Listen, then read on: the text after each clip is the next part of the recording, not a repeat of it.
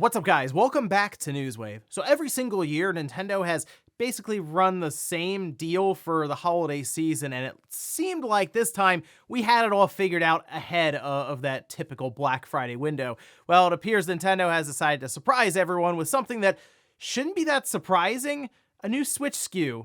And we'll go over that here today. Also, we are going to be talking about a patent that was discovered from Nintendo that is genuinely interesting and maybe shows an interesting twist that Nintendo has coming up for the Joy-Cons. And we'll also be talking about Capcom, as it appears they have a major title planned to be coming out in the next couple of months. Guys, if you enjoy these videos, make sure you hit that like button, helps out a ton. And if new here to the Spawnwave channel, make sure you subscribe down below. And we're going to start today with the Xbox Series S in Brazil, as something kind of odd has happened here because with a recent price increase, it's become the same cost as a PlayStation 5 Digital Edition. Well, we can see this posted up. This is over on Windows Central. They also reached out to Microsoft to try to get some kind of comment, but says the enemy notes that prior to this price increase, the Xbox Series S was available between $2,000 and $2,500 of their currency, but the console will now be listed as a suggested retail price of basically $3,600, which when converted over comes out to, I believe, just over $700 US. And after a comment was requested by Windows Central for Microsoft, they just directed them to the enemy's article kind of outlining all of this. So I'm not sure at all what's going on here in Brazil.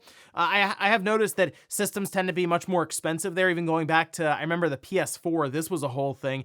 Apparently it comes down to import taxes and other things that are just attached to the typical price for the console. If you're in Brazil, or if you are familiar with that whole thing, let us know down in the comments, because a $700 plus Xbox Series S sounds absolutely ridiculous. Also, we did get some confirmation that maybe we'll tie some of these superhero games together from Insomniac. Now, this was during a Kind of Funny Games podcast, and we can see this posted up. This is from Games Radar, where they say the creative director at Insomniac was asked if Wolverine and Spider-Man games take place in the same universe, and he confirmed that they do. They're at all 1048 or Earth 1048, which is the official Marvel designation for the universe Insomniac Spidey games. So that means that we could see, could we see Spider-Man show up in the Wolverine game in some capacity, whether it's just a cameo for a side mission or maybe a main character in the game? We're still really unsure as to what exactly we're going to get out of this Wolverine game from Insomniac, but I will say, after playing Spider-Man 2, Insomniac is diving deep into the lore for Spider-Man, several different comics and different characters that you might not expect to pop up. So who knows what we're going to see here with Wolverine and maybe other franchises that get brought in from Marvel, because Insomniac seems to be maybe building up their own video game Marvel Cinematic Universe. Oh, and we had talked previously months ago about how there was apparently an Assassin's Creed 4 Black Flag remake that was in the works at Ubisoft. Well, we had some statistics that were placed here on Twitter. This is from the Assassin's Creed account, saying today we're celebrating the 10th anniversary of Assassin's Creed 4 Black Flag. Over 34 million pirates have embarked on this unforgettable adventure through the Caribbean. Thank you for taking this journey with us. What is your favorite memory from the game? Yeah, 34 million players for Assassin's Creed Black Flag, which I do hear from many people that's just their favorite Assassin's Creed game. That 2 comes up quite a bit. I've also heard Odyssey come up actually as well. So it makes sense then why Ubisoft would look around, especially with these numbers, and say, yeah, we should remake Assassin's Creed 4 Black Flag, even though, as we see, it's 10 years old. But hey, with remakes in general, it's the time span between original release to the remake is getting shorter and shorter. We just saw it work seemingly with Last of Us Part 1, the remake. So yeah, why not? Bring up Assassin's Creed 4 Black Flag, which maybe comes out 2 or 3 years from now, and it'll probably do really, really well. And guys, with some of the quick news out of the way, let's get into the bigger stuff. Let's start right away with the holiday shopping season that's only a couple of weeks away, as typically it all kicks off with Black Friday and Cyber Monday, and then it's just a race to the end of the year, people just spending money all over the place picking up gifts. Well, with that holiday season, we typically see different bundles from the big 3 companies, Microsoft, Sony, and Nintendo, for their systems, their accessories, their games. And in this case, Nintendo did something kind of strange. While we're used to them having the typical red box Switch, Mario Kart 8 Deluxe bundle, and that goes up right on Black Friday weekend. In this case, they introduced it much earlier, and in fact, here you can see an image of the other SKUs that they announced with Animal Crossing Switch Lights. There was a Switch Sports system from what I remember, but the big one was, hey, here's that Mario Kart 8 Deluxe bundle that you're used to seeing later on in November. We're just gonna release this thing early October. Okay, well, it turns out they have another bundle coming up. Maybe that's why they had the Mario Kart 8 Deluxe Red Box bundle set up to go out early, because they wanted to get that out of the way for Mario Kart 8 Deluxe OLED system. No, seriously, that's as reported by D-Labs, who, as we know, since we've covered a lot of their information and reports, tends to be fairly accurate. In this case, it's a Switch OLED console, the neon blue, neon red Joy-Cons, a download code for Mario Kart 8 Deluxe, and a 3-month individual subscription to the Nintendo Switch Online service. Now, they say the pricing would come in at $349, or we have 349 euros, also mentioned here, with the release date November 20th, 2023 in Europe, and I assume it'll probably be around that time in the US, which means they'll most likely be announcing this thing in the next week or two. It shouldn't be a surprise, because we're like, oh yeah, it's Mario Kart 8 Deluxe, but they threw us a bit of a curveball by showing us Mario Kart 8 Deluxe, the red box one, earlier in October, which made us figure that is their Black Friday deal.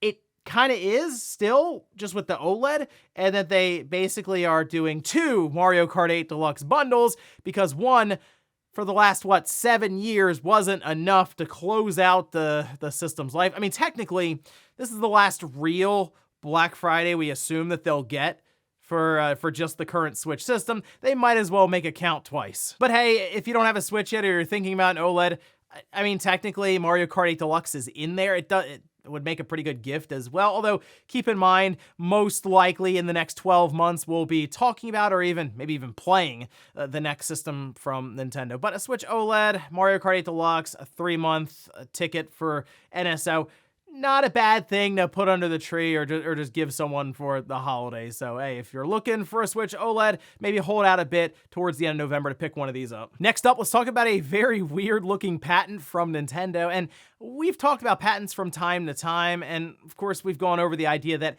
hey, this isn't necessarily a final product that you're looking at, but it isn't at least a concept that Nintendo had played around with behind the scenes, and I have a feeling there are some very, very out there ideas that just never leave closed doors there on the cutting room floor from their Willy Wonka factory of an R&D department. But in this case, it kind of makes some sense, and I wouldn't be shocked if this idea eventually made it to market, just maybe in somewhat of a different form. But let's take a look here. This, by the way, was first pointed out to me by Game Rant, and then I decided to go out and just look for the patent so I get as many details as I could. But this is the main one here, and it's titled Electronic Apparatus, which, yep, that's what that looks like there.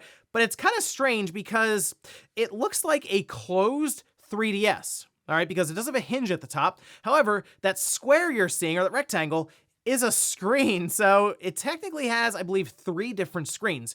2 on the inside when you open up the clamshell design, and the one sort of on the top, which, I mean, we've seen phones do that before, where you would have a screen on the opposite side, then you open it up, and it's like a foldable screen that completely opens, and I think like the Razr recently has been doing that, but even back in the day with the old Razr, we had a screen that would look right at us when you had it closed for those cell phones, but it's still an idea that I think could find its way into maybe another system. Now, I have seen some wonder if this is their plan for the Switch 2 or something. Well, they did an international filing date of November 11th, 2022, and the publication date just happened recently on the 25th of October. So I'm not necessarily looking at this as, hey, this is the Switch 2. This is it. It might even be the controller for it. Or this is a new handheld from Nintendo. They're going with the Nintendo 4DS, or, you know what, it's the Nintendo Split. Now, why do I say it could be the Nintendo Split? Well, it actually breaks into 2 pieces. Yeah, that's how far Nintendo has gone with this. So, if you open it up, and then at that hinge point, there's essentially a socket and what looks almost like a USB-C port, and it plugs into one another off of that hinge, which means you could take this handheld, split it into 2 pieces, and do what Nintendo is doing currently with the split Joy-Con design, which is exactly what I started to think about here.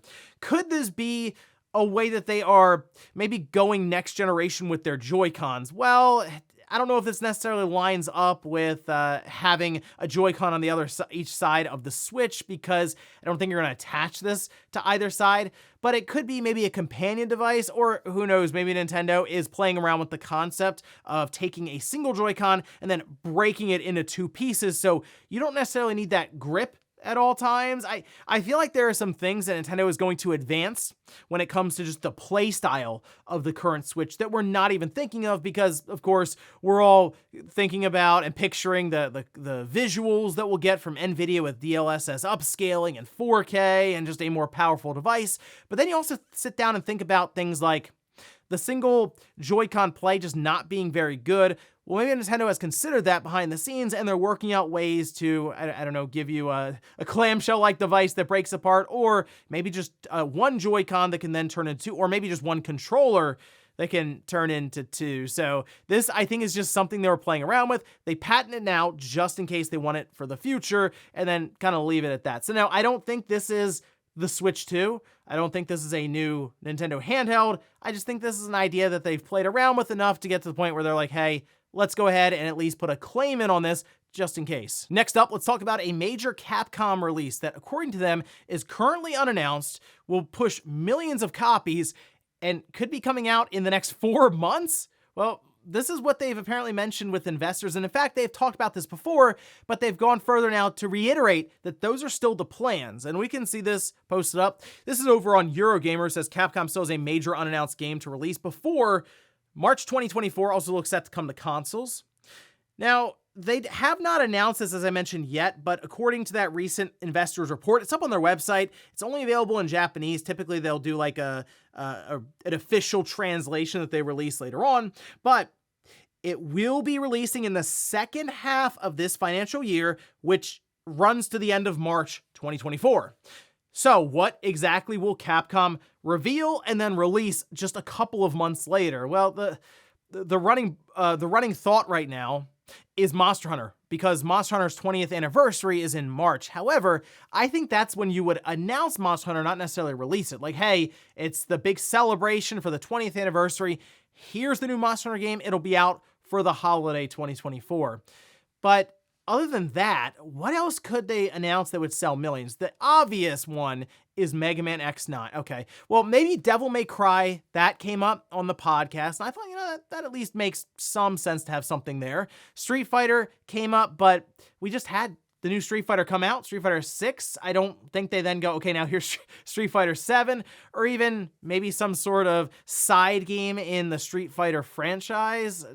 It seems like Monster Hunter, Resident Evil, or Devil May Cry would probably be the ones you would lean on if you want to announce it, release a few months later, and sell millions of copies because of the namesake. Either way, though, if Capcom is going to release something this large before the end of March 2024, they probably need to announce it soon, and I guess at this point, the Game Awards makes the most sense for that debut, although technically Capcom could just say, hey, we're having a live stream and we're going to announce something pretty big there, so you might want to tune in. We would all tune in. And that's just kind of where we are nowadays. You don't necessarily need to rely on an event like the Game Awards to do it, but I still think that at least makes the most sense if Capcom wants to reach as many people as possible, drop it there, and then I guess roll up to March 2024 at the latest and give us the new Monster Hunter game. That's, I think, what I'm going to go with, but that was also the poll question, and we'll see what everyone else thought. And in our last bit of news, let's talk about gaming going into 2024. More specifically, though, something we've started to grow very accustomed to, and these are large merger and acquisitions that have been happening, whether it's Sony buying Bungie, or really the biggest one we've seen ever in Microsoft buying Activision Blizzard, because doesn't really look like it's going to be slowing down going into 2024. At least that's according to Drakestar, which we can see this over on Axios, who was able to gather this information from Drakestar partners. And they say, quote, based on our discussions with many of the top gaming companies in the last weeks, we expect the deal volume to increase steadily over the next year. This is from Michael Metzger from Drakestar Partners. I want to point out, though, Drakestar Partners is very much so involved with the investments and everything that goes in to mergers and acquisitions. Basically, they do benefit if more and more of them happen, so it's not too shocking that they would say, hey, we think more are going to happen. So come check us out. You definitely want to get in with us for all the reporting and things happening. But anyway, they do anticipate Tencent, Sony, Take-Two, and Savvy, or Scopely, I believe is the Saudi Arabian fund, that will be most active buyers in 2024. And then they also point out Embracer Group is expected to divest more studios, and yeah, that sounds about right for Embracer Group right now, who just seems to be really going through it. I wouldn't be shocked if, so we know Embracer, of course, of Crystal Dynamics, they're working on Tomb Raider. I think Tomb Raider is coming out in 2024. It sounds weird right now, but hey, Game Awards right around the corner. So maybe they'll show it there and then drop that year on it. I kind of think when they wrap up Tomb Raider, Crystal Dynamics is going to Microsoft, and Microsoft just buy them from Embracer Group. So that's kind of what I'm picturing right now. But as for Sony and Take-Two, it's anyone's guess at that point. I still think Sony might be making acquisitions that are more in line with functionality, like Nix's, for example, coming in, these more strategic acquisitions to get PC games rolling from their first-party games a bit smoother. Or maybe you see something like Bungie's kind of on now as a bit of a consultant for the live service games. That's sort of what I'm thinking for Sony. Take-Two, maybe more mobile stuff, as they seem to just release a console game every 5 years, and they're fine just selling it consistently. And I guess for Microsoft, I still think they would be part of all of this, and who knows, because their list of studios to check in on was basically everyone. But yeah, most likely we'll just see more acquisitions in 2024, and the thing I'm more curious about is, will it be smaller ones, or will it be a large company like that we're very familiar with, a Capcom, a Sega, a Square Enix? So I guess we'll see as we head into the new year. And before we go to the comment of the day, we're taking a look at the poll that I posted up yesterday, where I ask, Capcom is teasing a major unannounced game released by March 2024. What do you think it is? Yeah, Monster Hunter was leading the way there, and then it looks like it's either Resident Evil or just something else, which, I mean, the door is open. They could revive an old intellectual property that they haven't touched in forever. Fingers crossed for Maximo. Or I guess they could just drop Mega Man X9 and sell 10 billion copies. Okay, no, but I think that'd be fun. Hey, Mega Man X9, Mega Man is rolling up to that multi-million status now in terms of being selling 2 million copies, I think, for the recent Battle Network Legacy Collection. So X9, it's on the upswing right now. But yeah, it'll probably just be Monster Hunter, and I guess look towards the Game Awards for that one. And we'll finish up with the comment of the day, as you're seeing here. This is from Muffle, who says, I contacted Square about what's on the cartridge, and the reply was, the game comes with a cartridge and should be playable without the download, but only in English and Japanese. The download includes the subtitles in other languages, as well as day one bug fixes, but is not mandatory unless you want to play in one of the additional languages. Hope this helps, and I hope Square Enix support is accurate. So I did want to double back on this. This is for that Star Ocean Second Story situation where there was one of those blue download required box on the Switch cover art. And I did see other people who had reached out to Square, and they posted screenshots of the support page with the responses.